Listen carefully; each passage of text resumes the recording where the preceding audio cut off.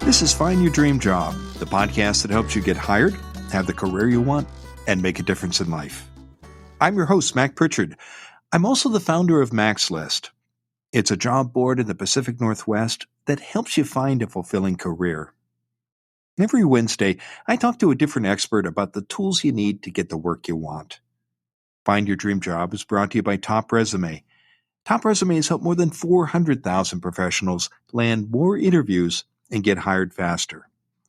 Get a free review of your resume today. Go to maxlist.org/topresume. Do you not include a cover letter when you apply for a job? You're making a big mistake, says today's guest. When done right, a cover letter can be one of your most effective marketing tools. Nicole Fortner is here to talk about why you need a cover letter and how to do it.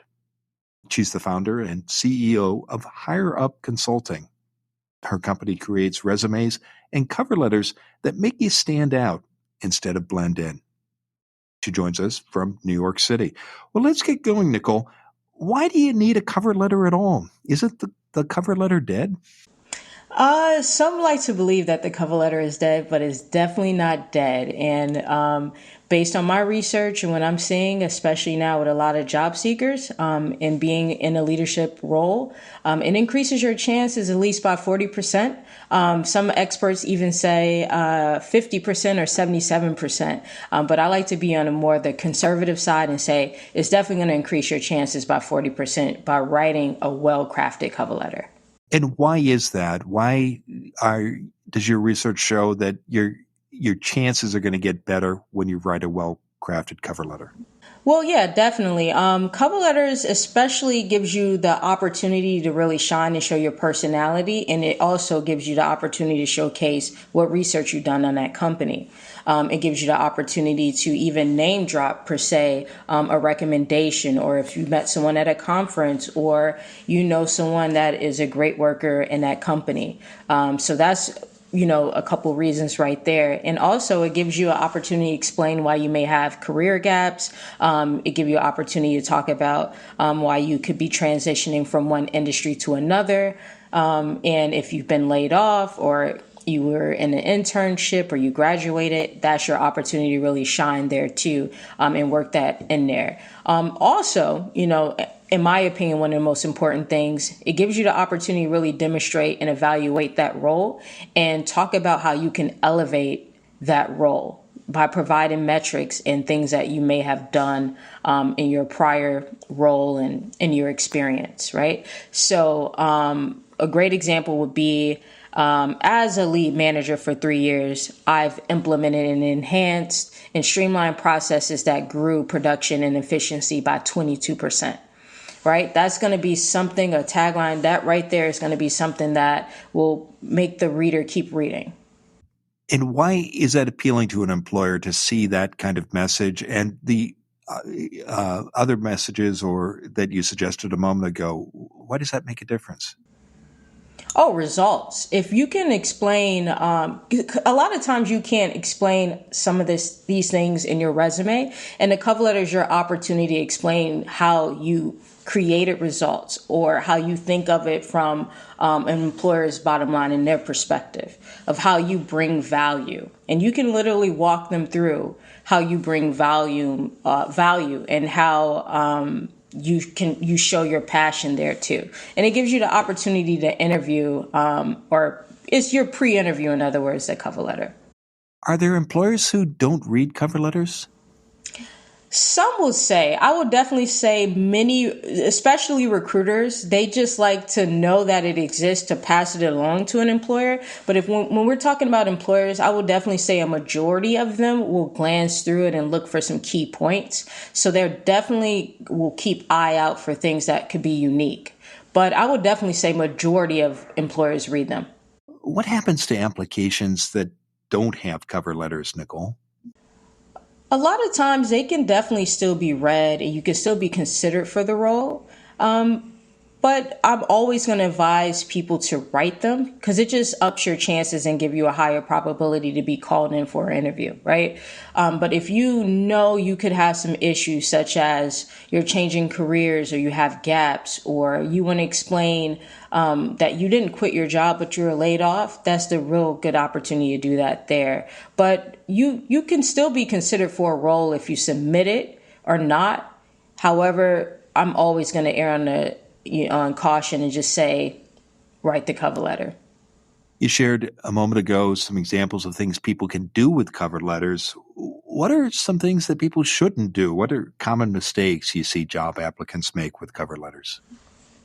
Oh, not having someone read it and look for mistakes and basic edits. One of the common things I see when I get cover letters from potential employees are they forgot to write in the company information and they may have left the other company that they applied to prior, right? So those simple things that they may have missed, right? Another thing you definitely don't want to do, you never want to have a cover letter that's too generic that you can just literally, can give to any job and you're just, throwing it out there blanketly. You also don't ever want to come off as desperate, that you really need a job when you're writing it. You don't want to be too casual, too formal, and you don't want to miss your opportunity to really talk about how you can elevate that role. And you don't want to even restate your resume. You really want to talk about while you're reading a job posting, some of those things that they're looking for and hit on those key words, and how you not only, done it, but how you can do it better. Well, let's talk about how to write a cover letter.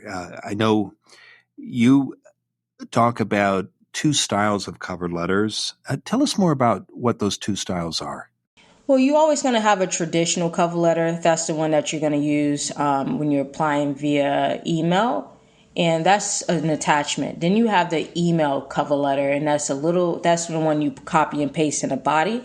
And that email cover letter is a little bit more brief and more condensed because you really want to get the hiring manager or recruiter to read and click on your resume or application or whatever you're submitting, right? So it's two different styles: that traditional where you can use as an attachment, and also the email style where it's just brief, concise, and giving them the reason why you are interested in the role. Why shouldn't you simply write a cover letter, create it, attach it to an email message, and as well as your resume? I've seen candidates do this, and I'm sure you've seen these messages too, which say, "Dear hiring manager, attached is my cover letter and application for this position. I look forward to hearing from you." Uh, what, why isn't that not a good approach? Well, you always want to send your cover letter as a PDF, and also the resume too, because the PDF keeps it intact.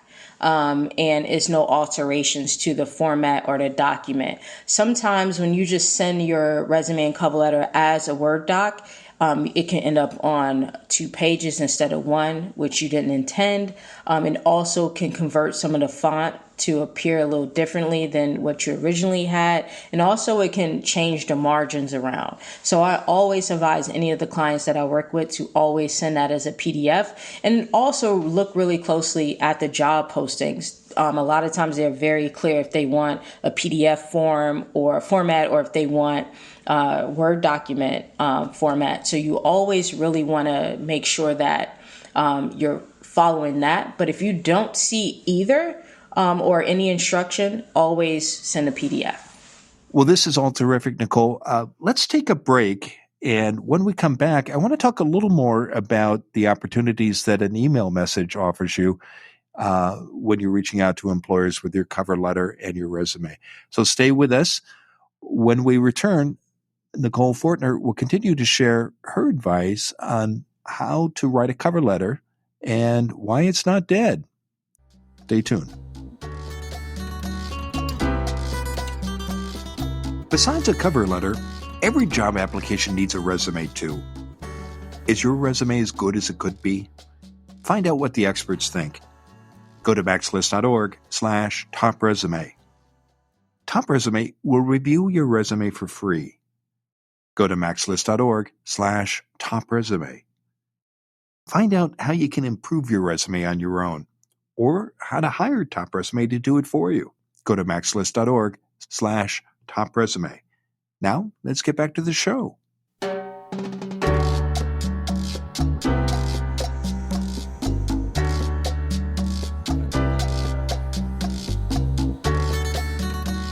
We're back in the Max List studio. I'm talking with Nicole Fortner.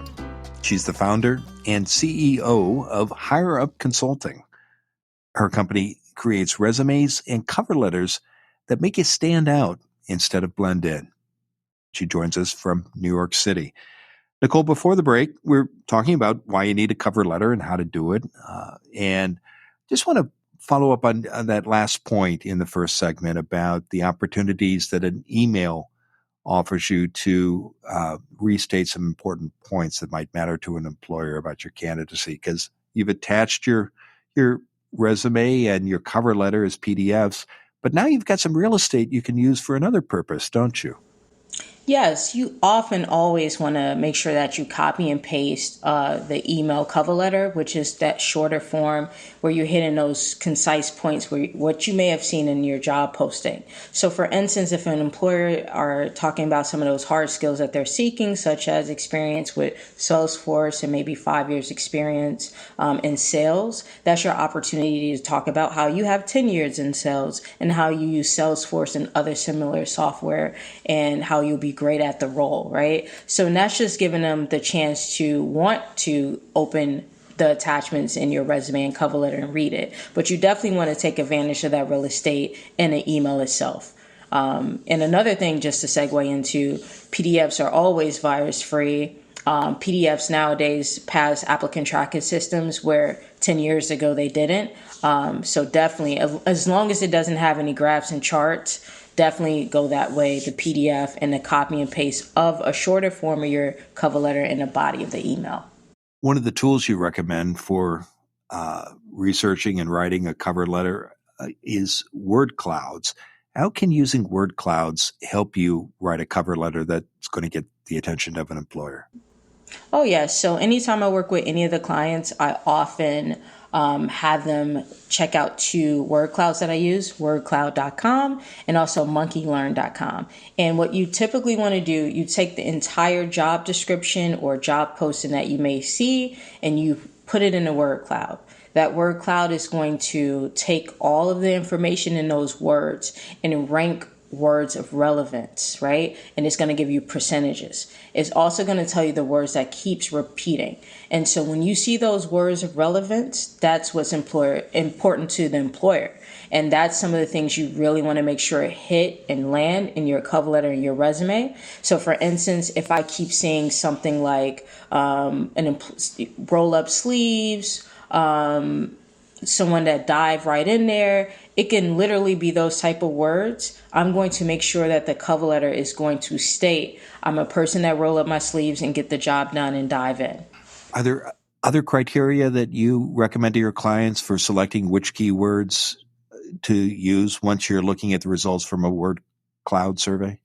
Always prioritize the hard skills, and that's the skills that is important and needed to perform the job. So hard skills are skills that everyone cannot do, and those soft skills are skills that everyone can do. So an experience, like an example of a soft skill would be great communicator, communication, that word per se. And then hard skills can be, again, Salesforce, types 55 words a minute, Microsoft Word, Excel, PowerPoint, Adobe, Photoshop.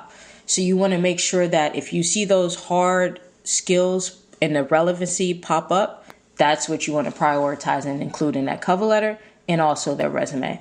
We've talked about the benefits of cover letters and different styles and how to do research to sit before you write.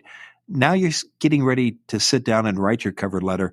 What are the most important elements, rather, Nicole, in a cover letter? Making sure your personality come through and shine through, and making sure that you can explain how you will elevate that role. in my opinion, those are the two most important things. And it also gives the chance of the employer to see how well you write. So definitely, if you can write something very concise, in 2 to 3 or even 4 paragraphs on a cover letter, that's going to be something that really, shine for the employer and make you stand out. And what about length? You mentioned keeping it, writing perhaps 2 or 3 paragraphs. Is there a rule that you follow as far as the length of a cover letter? Do you want to fill up all the available space or keep it short? What have you seen be most effective? Short and concise is always the best. Typically, to be honest, about 3 to 4 paragraphs would do it, but not very long winded. It's a couple styles you can use. You can use an informational style where you are bullet pointing things that you have accomplished, and that can take up some real estate. And then you can just go with 2 or 3 paragraphs if you're going to go with that style. Or if you're going to write something where you're talking about your story and how you can help elevate the company and the role, then I would definitely say you can go a little longer as far as 3 to 4 paragraphs there too. Does every cover letter have to be different, or can you come up with a generic cover letter that you can send to every employer that where you're applying? That is not my favorite. I definitely get a lot of those. I'm always going to tell people to never use a generic cover letter that you can just blanketly throw out there. You always want to, at least, if you're going to have one, you can have one that's a base, but you want to make sure that you are mirroring what that job posting is saying. That's really important to that employer. And that's how the word cloud is going to tell you what's important and what's relevant. And then you want to make sure you include those relevant things in that cover letter. That shows as importance to them. What would you say to a candidate who says, well, gosh, I don't have time to write an original cover letter for every application. I've got to get as many applications out as I can. Hire me. No, I'm joking. You can always you can always find really good samples out there and inspiration by Googling it. You can also hire a career strategist or a job coach that can help you along the way. But, as far as me getting better at what I do, I use a lot of examples of as inspiration. I buy books. One of the best books you can buy, in my opinion, is Knock 'em Dead Cover Letters, which started off with Knock 'em Dead Resumes. So that's where I start. And it's a lot of different books and variations. So again, use inspiration of other award-winning cover letters that people have find success. Also, I'll send you to my website where there's plenty of examples of cover letters that you can use. And I'm also going to give out a free resource to any listeners too, where you can look at some of the cover letters and use and draw inspiration from them. Earlier in the segment, you mentioned the importance of using PDFs rather than Word documents. Is there a generational difference here too? Do you find that older job seekers often default to using Word documents? Definitely. I definitely see that more often, especially when I'm speaking to a lot of the clients that I work with. I'm often like, hey, make sure you send this as a PDF because it's really important. And they may have not known and they say, why? And I just explain to them that it's really important that a PDF just keeps your document intact and it looks and you're sending it exactly how you intended it to be viewed by that person. Where if you send in a Word doc, again, that can the font can translate differently. It can go from 1 page to 2 pages. Or if that person doesn't even have Microsoft Word, it definitely won't even come through the way you intend your resume to look. And then it can just come off as sloppy, and it's probably not even your intention. Well, it's been a terrific conversation, Nicole. Now tell us what's next for you. What's next? I'm going to continue to help a lot of people across the states with resumes and cover letters and helping them level up in their profession and continue to do the great work. So that's what's next for Nicole and Higher Up Consulting. Terrific. I know listeners can learn more about you and your work by visiting your website, higherupconsult.com. And I know you also encourage listeners to connect with you on LinkedIn. And when they reach out, I hope they'll mention they heard you on Find Your Dream Job. Now, Nicole, given all the great advice you've shared today, what's the one thing you want a listener to remember about why you need a cover letter and how to do it? Very simple. Like Nike, just do it. Just do the cover letter. It costs you nothing but a little time, and it's going to help you stand out.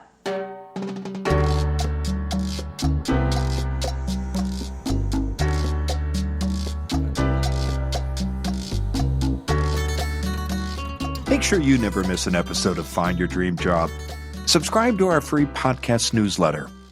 You'll get information about our guests and transcripts of every show. Go to maxlist.org/newsletters. Again, that's maxlist.org/newsletters. Next week, our guest will be Orlando Haynes. He's a talent acquisition leader, host of the Career Talks podcast, and co-creator of the Career Accelerator Planner. Writing articles for LinkedIn and other sites is one of the best ways to get the attention of employers. But do you get writer's block when you try to do this? Join us next Wednesday when Orlando Haynes and I talk about how content creation can help your job search and how to do it. Until next time, thanks for letting us help you find your dream job. This show is produced by MaxList. Susan Thornton Hoff schedules our guests and writes our newsletter. Lisa Kislenberry Anderson manages our social media. Our sound engineer is Matt Fiorillo. Ryan Morrison at Podfly Productions edits the show. Dawn Mole creates our transcripts. And our music is by Freddie Trujillo. This is Mac Pritchard. See you next week.